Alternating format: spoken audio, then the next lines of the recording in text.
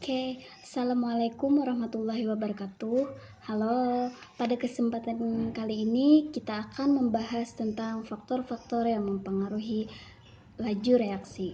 Sebelumnya, perkenalkan dulu, nama saya Sri Rahayu, mahasiswi Fakultas Keguruan dan Ilmu Pendidikan Program Studi Pendidikan Kimia dari Universitas Islam Muhammad Arsyad Al-Banjari. Oke, kita lanjut ke materi yang mau kita bahas kali ini.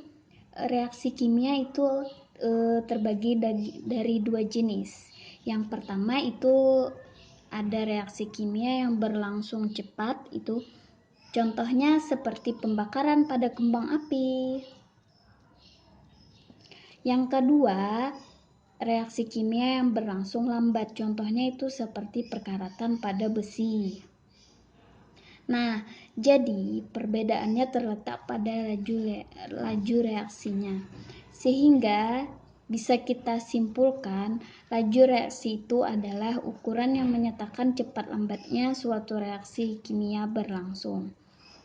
Oke, kalau begitu kita lanjut. Cepat lambat reaksi itu dipengaruhi beberapa faktor. Di antaranya itu ialah yang pertama konsentrasi, yang kedua luas permukaan, yang ketiga suhu, dan yang keempat itu katalis. Nah, yang akan kita bahas pertama yaitu faktor konsentrasi. Kita ambil contoh itu ya, pada percobaan sudako yang direaksikan dengan cuka. Nah, sudako yang dimasukkan pada balon itu lebih banyak, maka ukuran balon itu akan lebih besar. Sebaliknya, jika sudako yang dimasukkan pada balon lebih sedikit, maka ukuran balon pun akan semakin kecil. Karena konsentrasi reaksi yang semakin besar, kemungkinan kedua partikel berkaitan akan semakin besar sehingga laju reaksinya akan semakin cepat. Maka kemungkinan terjadinya tumbukan antara partikel itu juga bertambah. Sehingga laju reaksinya juga akan bertambah. Jadi kesimpulannya, semakin besar konsentrasi maka semakin banyak tumbukan efektif yang terjadi, sehingga semakin cepat laju reaksinya. Nah, yang selanjutnya kita bahas faktor yang kedua, itu luas permukaan. Kita ambil contoh lagi, obat serbuk dan obat tablet. Nah, ini yang mana yang lebih cepat bereaksi? Ternyata obat yang berbentuk serbuk itu lebih cepat bereaksi, sekitar 20 detik sudah bereaksi, sedangkan obat yang berbentuk tablet itu memerlukan waktu lebih banyak. Karena pada zat bereaksi itu semakin luas permukaan, semakin banyak bidang sentuhnya. Kemungkinan tumbukan efektifnya juga akan semakin besar, sehingga reaksinya akan semakin cepat.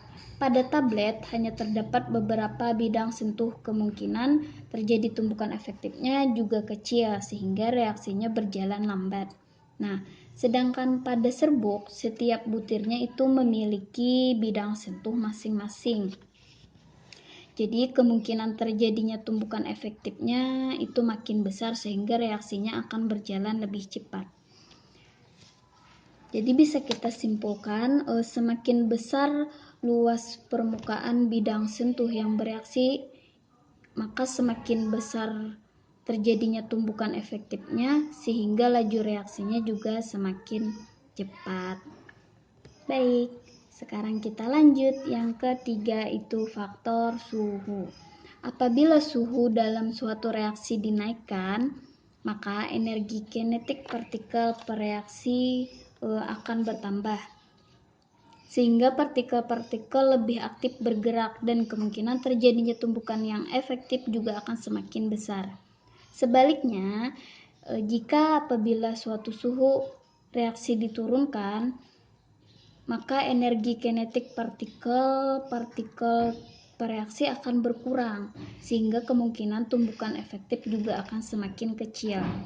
Jadi bisa kita simpulkan, semakin tinggi suhu, maka akan semakin besar terjadinya tumbukan efektif, sehingga laju reaksi semakin cepat. Sebaliknya, Semakin rendah suhu, maka semakin kecil terjadinya tumbukan efektif, sehingga laju reaksinya pun juga semakin lambat. Yang sekarang kita bahas yang terakhir. Yang terakhir itu faktor katalis. Umumnya, katalis dapat meningkatkan laju reaksi, tetapi tidak mengalami perubahan yang kekal dalam reaksi itu.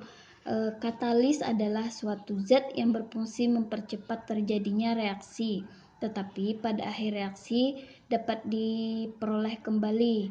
Fungsi katalis adalah menurunkan energi aktivasi, sehingga jika dalam suatu reaksi ditambahkan katalis, maka reaksi akan mudah terjadi. Hal ini disebabkan karena zat-zat yang bereaksi akan lebih mudah melampaui energi aktivasi. Katalis itu dapat digolongkan menjadi dua jenis, yaitu katalis homogen dan katalis heterogen. Katalis homogen adalah katalis yang berada dalam fase yang sama.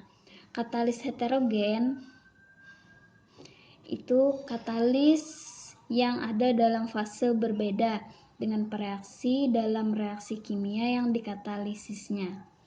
Nah, kurang lebihnya sekian materi pada kesempatan kali ini. Semoga bisa memberi manfaat dan bisa menambah ilmunya lagi. Terima kasih.